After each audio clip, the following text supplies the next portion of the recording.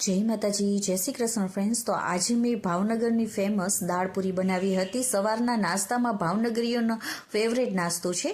તો તેની માટે મેં અહીંયા 1 કપ જેટલી ચણાની દાળને અડધી કલાક પહેલાં પલાળી દીધી હતી। અને જો તમારી પાસે ટાઈમ ના હોય તો 10 મિનિટ પહેલાં ગરમ પાણીમાં પલાળી દેવાની।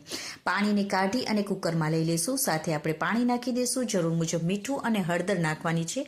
1 ચમચી તેલ નાખી અને તેને આપણે બાફી લઈશું। ત્યાં સુધી તેની સાથે પીરસવામાં જે આવે છે ને તીખું ચટપટું બટેકાનું શાક તે કરી લઈએ।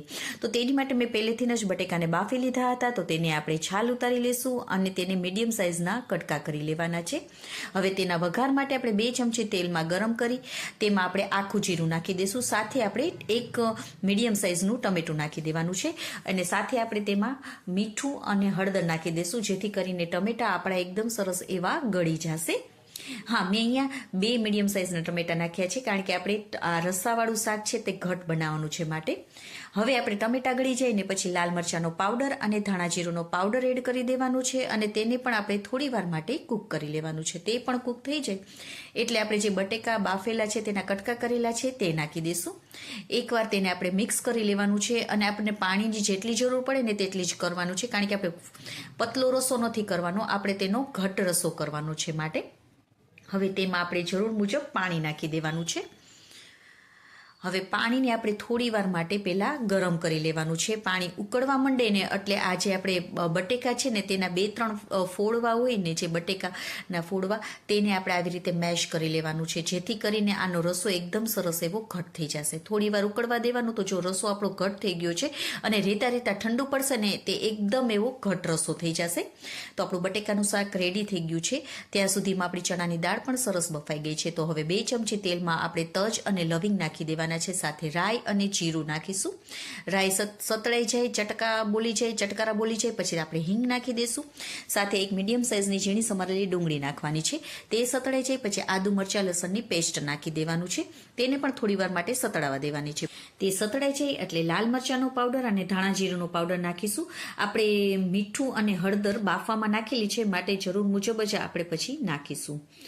તો હવે આપણે તેને પણ થોડી વાર માટે કૂક કરી લઈશું। તે થઈ જાય એટલે મેં અહીંયા ટમેટાને 2 મીડિયમ સાઇઝના ટમેટાની પ્યોરી કરી લીધી છે, તે નાખી દઈશું।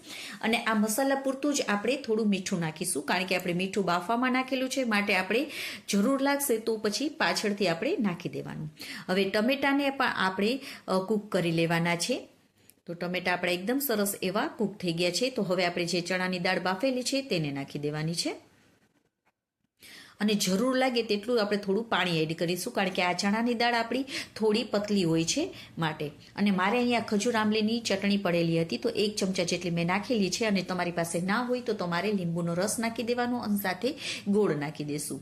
અને ગોળ ન નાખવો હોય તો તમે એની જગ્યાએ ખાંડ પણ નાખી દઈ શકો છો। તો હવે આપણે ગેસની ફ્લેમને મીડિયમ કરી 5 થી 7 મિનિટ માટે આપણે તેને આ ચણાની દાળને ઉકળવા દઈશું પાણી સહિત। તો જો એકદમ સરસ એવી આપણી આ ચણાની દાળનું શાક પણ તૈયાર થઈ ગયું છે।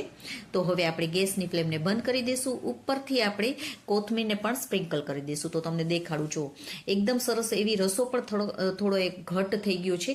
તો હવે આપણે વધારે રસો ઘટ નથી કરવાનો, કારણ કે જેમ જેમ ઠંડી પડતી જશે ને તેમ તેમ આપણો રસો વધારે ઘટ થઈ જશે।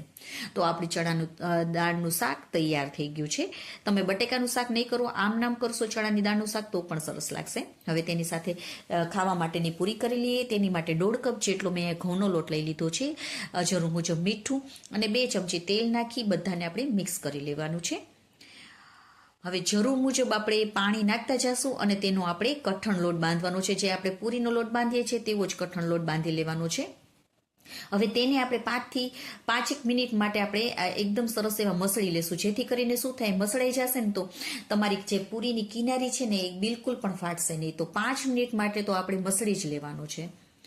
તો જો 5 મિનિટ થઈ ગઈ છે ને મારો લોટ એકદમ સરસ એવો જો આવો થઈ જશે, જેથી કરીને આપણે જ્યારે પૂરી વણીએ ને તે કિનારી છે ને તે બિલકુલ નહીં ફાટે।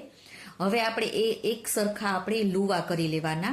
બધાના લુવા આપણે તૈયાર જ રાખવાના, બધા પૂરીના લુવા તૈયાર કરીને જ રાખી દેવાના, જેથી કરીને આપણે તેલ ગરમ થાય ત્યારે આપણે તળતા પણ જાય અને વણતા પણ જાય તો ફટાફટ આપણી આ પૂરી બનીને તૈયાર થઈ જશે। હવે 5 થી 6 પૂરી આપણે બહુ મોટી પણ નહીં અને બહુ નાની પણ નહીં તેવી વણી લેશું અને તેલને પણ ગરમ કરી લેવાનું। અને આવી રીતે જ્યારે પણ બધા ઘરના લોકો જેમ જેમ જમતા જાય જમવા બેસે ને તેમ તેમ તમે આ પૂરીને તરત જ ફટાફટ ગોયણા તમારા તૈયાર હશે ને તો વણતા જશો ને તળતા જશો તો ફટાફટ તમારી આ પ્રોસેસ થશે.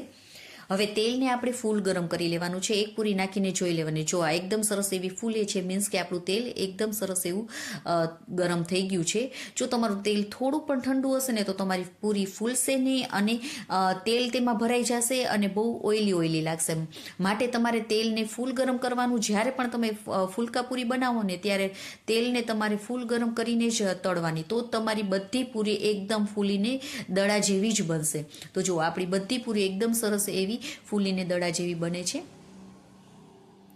તો છે ને એકદમ સરળ રીતથી તમારે જો ફૂલેલી ના બનતી હોય ને તો એક જ વાતનું ધ્યાન રાખજો કે તેલ આપણે ફૂલ ગરમ કરવાનું અને પૂરીને આપણે બહુ પતલી પણ નહીં અને બહુ જાડી પણ નહીં તેવી વણવાની, એક સરખી બધી વણવાની.